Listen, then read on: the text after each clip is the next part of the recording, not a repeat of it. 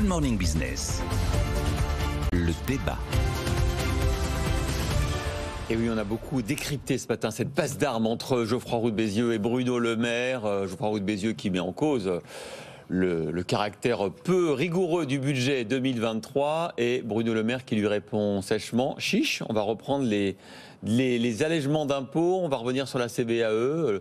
Le ton monte. Est-ce que Geoffroy Roux de Bézieux était dans son rôle d'être aussi critique, un, sur le budget, deux, de dire que la réforme des retraites, ça pouvait attendre? Alors, il est dans son rôle d'avoir un avis, il n'y a pas de problème. Mais là, objectivement, quand on regarde la séquence, je dis bien la séquence, après on peut regarder le budget, décrypter plein de choses, je comprends le courroux de Bruno Le Maire, quand il dit c'est un peu fort de café. Parce que qu'est-ce que nous dit le MEDEF dans son communiqué qui sort juste après la publication du budget?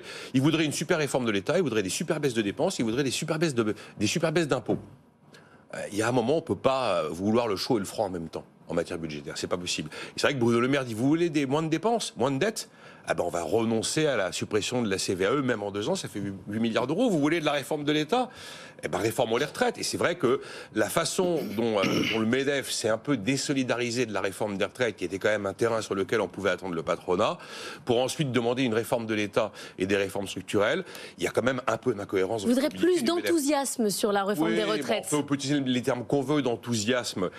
Ça, c'est les termes de Bruno Le Maire. D'ailleurs, je constate que dans la journée d'hier, la FEP s'est quand même désolidarisée de la position du MEDEF. Je rappelle que la FEP, ce sont les 100 plus grandes entreprises ou 110 plus grandes entreprises de France, très cousins du MEDEF, qui a considéré quand même que, compte tenu des contraintes du moment, c'est rare d'avoir une pandémie et une guerre pour faire un budget. On peut dire tout ce qu'on veut de Bercy, mais enfin réussir à avancer des chiffres précis sur les 12 mois qui viennent, car ils en ont l'obligation, c'est quand même complexe. Donc, compte tenu des contraintes du moment, la FEP nous dit Bercy s'en sort pas si mal que ça, puisqu'il n'y a pas de hausse d'impôts, il y a une stabilité fiscale comme elle a été promise. Et même d'ailleurs, la CPME est un peu sur la même ligne, considérant que le gouvernement tient parole, regrettant effectivement qu'il n'y ait pas de réforme de l'État, mais ça on le regrette tous les ans depuis des années.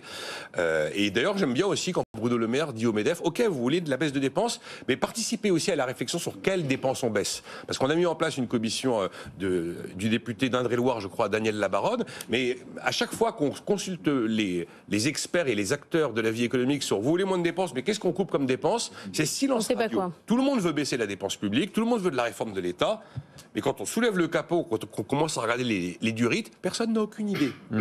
Donc là, je reconnais que clairement, vous êtes dans la team Bruno Le Maire. L'agacement de Bruno Le Maire, il est compréhensible. Alors la team Le Maire ici, peut-être la team Geoffroy Roux de Bézieux à gauche. Tout à fait, oui. Je suis content de constater que Geoffroy Roux de Bézieux a de nouveau retrouvé la lucidité, parce que vous vous souvenez qu'en 2020, au moment de la pandémie, il avait signé avec d'autres organisations patronales européennes un appel à un plan de relance, davantage une politique keynésienne et tout ça. Et vous en étiez ému à l'époque? Exactement. J'ai bonne mémoire. Exactement. Et lui aussi, puisqu'après nous avions eu un échange un peu vif sur le thème. Sur le thème. Mais comment peut-on ne pas se rendre compte de la situation? Donc ça y est, Geoffroy Roux de Bézieux a retrouvé le chemin de Damas. Il a eu la vérité, c'est-à-dire la nécessité de rappeler quand même à l'État que les comptes publics doivent être équilibrés. Et puis il a le droit de défendre une position libérale, c'est-à-dire moins de dépenses et moins de recettes. Exactement. D'ailleurs, l'attitude de Bruno Le Maire est assez caractéristique de gens qui sont pris en faute. C'est-à-dire, il surjoue son irritation. Il attaque parce qu'il voit bien qu'il est coupable. Et donc, à partir de ce moment-là, il se défend dans une espèce d'exaltation verbale qui fait qu'effectivement, il se sent coupable. Enfin, alors, là où le MEDEF est gonflé, c'est sur les retraites. Il pourrait être un peu plus allant. De l'enthousiasme, il demande Bruno Le Maire. Oui, écoutez, sur les retraites, je pense que nul ne peut considérer que le MEDEF n'est pas favorable à la réforme. Il a pris. Clairement, il dit que ce n'est pas la priorité. Oui. Il dit que ce n'est pas le moment. D'abord le chômage. D'abord le chômage, ce qui n'est pas faux. C'est que pour les entreprises, l'enjeu, c'est quand même de trouver de la main-d'œuvre formée. Mais je rebondirai quand même sur une des propositions. Mais quand même, les retraites, il faut travailler plus quand même. Ah oui, tout à fait. Bon, tout à fait. Mais que le MEDEF dise pour travailler plus, si on résorbe le chômage, on aura réussi à un élément qui est un élément de travailler plus. Après tout, pourquoi pas? L'élément structurel de réforme, c'est quand même les retraites, plus que l'assurance chômage. Mais oui, mais ils ne sont pas contre la réforme. Ils veulent de la réforme d'État.